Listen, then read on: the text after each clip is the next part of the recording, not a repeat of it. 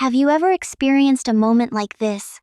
During a meeting, everyone is arguing intensely, except you, sitting there expressionless, with a steady voice, even able to methodically state your own judgment. And then after the meeting, someone quietly comes over and asks you, "Were you upset just now? You seemed very cold." Or, when someone around you has an emotional breakdown over something and is at a loss for what to do, you are unusually clear-headed, able to quickly analyze the problem and provide a solution. But the other person says, "Why aren't you anxious at all? You don't care about me at all." Or when you are in a relationship, halfway through an argument with your partner, you suddenly calm down and don't want to argue anymore. As a result, the other person breaks down even more, saying you don't have them in your heart, that you are a person with absolutely no feelings. If these scenarios make you feel like, "That's exactly me," then I want to tell you one thing first. There is nothing wrong with you. You are not cold. You are not devoid of feelings. You also don't have a personality defect. You simply possess a brain operating mode that most people don't understand, and which is even long misjudged by mainstream culture. In today's video, I will take a neuroscience and psychology perspective to thoroughly deconstruct those people who are terrifyingly calm. What exactly is happening inside their brains? After watching, you will understand that this is not your problem. This is your ability. Let's first talk about why calmness is stigmatized in this society. From childhood to adulthood, we have been instilled with a standard script for emotional expression. You have to cry out loud to be truly sad. You have to be agitated to truly care. You have to panic along with everyone else to prove that you are a normal person. Behind this script is a deeply ingrained collective belief. The external expression of emotion equals the true intensity of the emotion. But this belief is wrong. Stanford University's Affective Neuroscience Laboratory's research found that between individuals, the neural response to the exact same emotional stimulus varies greatly in intensity. But the correlation between this internal response and the external expression is much lower than we imagine. In other words, the intensity of emotion a person feels inside and what they show on their face can be two completely different things. Psychologist James Gross, in his classic research framework on emotion regulation, explicitly proposed that humans have two main emotion regulation strategies. One is called cognitive reappraisal. The other is called expressive suppression. Cognitive reappraisal changes the way you interpret an event before the emotion even arises, regulating the direction of the emotion from the root. Expressive suppression is when the emotion has already arisen, but you forcefully hold it down and don't show it. The outcomes of these two strategies are completely different. Expressive suppression consumes a massive amount of cognitive resources, and in the long run, it damages mental health. But cognitive reappraisal is different. It truly changes how the brain processes the event. It is not suppression, but rather a fundamental redefinition of the meaning of the threat. Those truly calm people use cognitive reappraisal, not expressive suppression.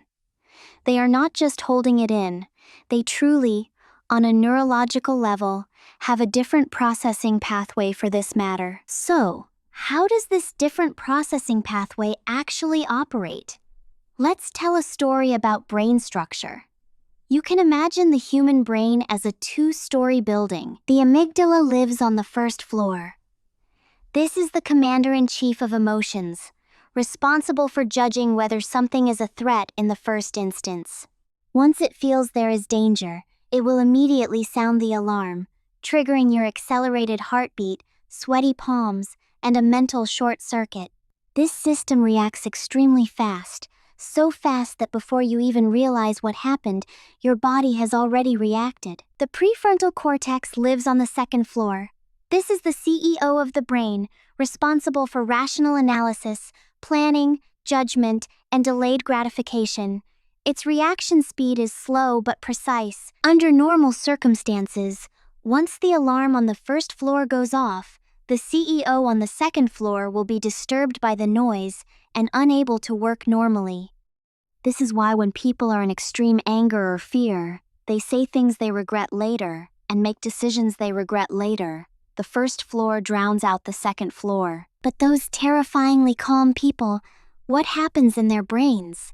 Neuroscience research has found that through long-term emotion regulation training or being naturally stronger in certain neural connections, for these people, the connecting pathway between the prefrontal cortex and the amygdala is thicker and more stable. When the alarm on the first floor sounds, the CEO on the second floor is not drowned out, but can quickly receive the signal, evaluate the signal, and then decide whether to turn down the volume of the alarm. This is just like an ordinary person's brain being an open-plan office with no soundproofing. When the first floor gets noisy, the second floor is in complete chaos. Whereas for these calm people, the second floor has soundproof glass installed. It's not that they can't hear it, they do hear it, but they are not overwhelmed by it. This is not an extraordinary innate talent, nor is it being cold and ruthless. It is the result of neuroplasticity. It is a physical change that truly happens in the brain through repeated practice. Alright, next let's deconstruct the traits in these people that are the most deeply misunderstood and the true operational logic behind them. The first trait, they actually become more clear-headed in a crisis. Have you noticed that when everyone around is in a chaotic mess, some people actually become unusually calm, even terrifyingly clear-headed? Many people will think this person is abnormal or that they surely have no emotional fluctuations inside. But the truth is, they do feel the pressure. It's just that this pressure activates their prefrontal cortex instead of overwhelming it. There was a study that specifically examined the neural activity of ER doctors in high-pressure situations and found that when facing a crisis, high-performing doctors' amygdala activation levels were similar to those of ordinary people, but their prefrontal cortex activity was significantly stronger. They felt the same level of stress signals, but their brain's decision-making center was activated simultaneously rather than shut down. This is why some people, when others are breaking down, can actually make decisions and provide solutions. It's not because they don't care, it's because their brains under pressure initiate a different mode. The second trait, they don't easily express their opinions, but once they speak, they usually hit the nail on the head. These people are often considered unsociable in many situations, aloof and untalkative. But have you ever thought about it? It's not that they don't want to speak, it's that their brains are waiting for a signal. Waiting until the information is sufficient, waiting until the judgment is clear enough before they speak up. There is a concept in psychology called need for cognitive closure, which refers to a person's desire to reach a conclusion quickly. People with a low need for cognitive closure can better tolerate uncertainty and are more willing to wait for more info before making a judgment. This is not indecisiveness. This is a higher quality decision-making mode. Nobel laureate in economics, Daniel Kahneman, in his research distinguished between two thinking systems, the fast, intuitive, error-prone System 1, and the slow, rational, resource-consuming System 2. Those calm people don't lack System 1. It's that their System 2 is better at intervening at critical moments, preventing intuitive reactions from directly turning into actions. The third trait, they don't escalate in conflicts, but rather can cool things down. This point is the most deeply misunderstood.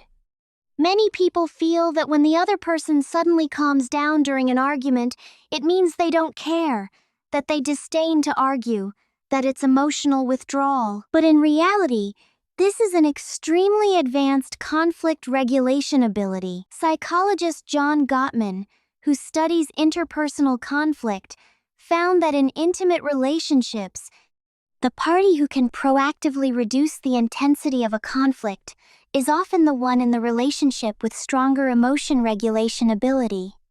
They don't lack love, it's that their brains, in a high conflict state, can more quickly recognize that continuing to escalate is meaningless, and then proactively switch strategies.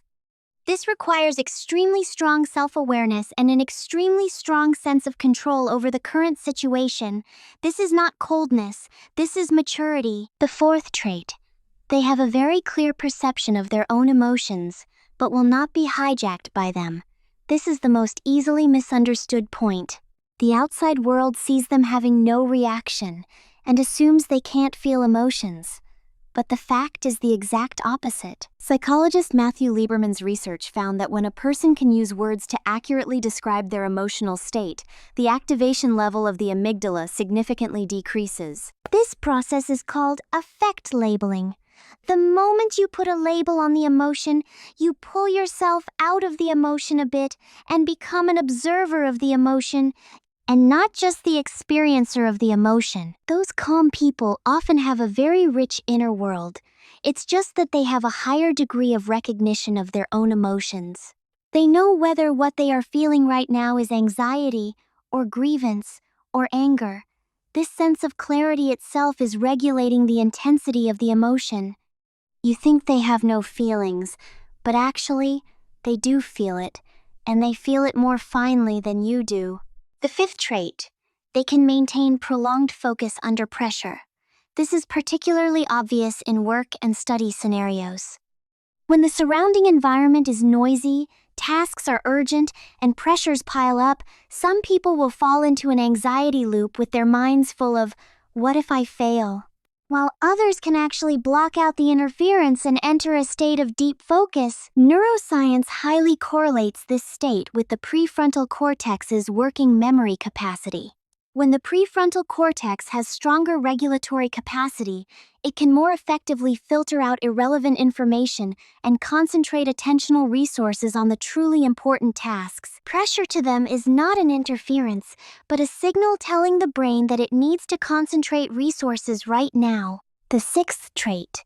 They have a lower sensitivity to how others view them. But it's not that they don't care, it's that they have a more stable internal frame of reference. Many people interpret their calmness as arrogance or a lack of care for others' feelings. But psychological research tells us the degree to which a person is sensitive to external evaluations is inversely proportional to the stability of their internal self-identity. When a person has a very clear and stable understanding of who they are and where their value lies, external evaluations won't shake them so easily. It's not because they don't care. It's because they have a more stable anchor. This anchor is called an internal frame of reference in psychology. Those calm people often have a very strong internal frame of reference. Their standard for evaluating themselves mainly comes from within rather than from the outside. This allows them, when facing criticism, pressure, and denial, to not break down immediately because their self-identity does not rely on external feedback to be maintained. Well, having said so much, you might ask, are these traits innate or can they be practiced? The answer is, they can be practiced. Moreover, neuroplasticity research has already very clearly told us that the brain can be reshaped at any age. I have designed a phased practice plan for you. It doesn't require you to get there in one step. Each step is very small, but every step is truly effective. Week 1 starts with emotion naming. Set yourself 2 to 3 fixed times a day. It could be right after waking up, lunch break, or before bed. Spend 2 minutes asking yourself, what emotion am I feeling right now? Try to use specific words to describe it. Don't just say bad or annoyed. Try to distinguish if it is grievance, anxiety, disappointment, or anger. This exercise directly activates the prefrontal cortex's regulatory circuit over the amygdala. It is the most basic and also the most effective starting point. Week 2. Add the pause for 3 seconds exercise.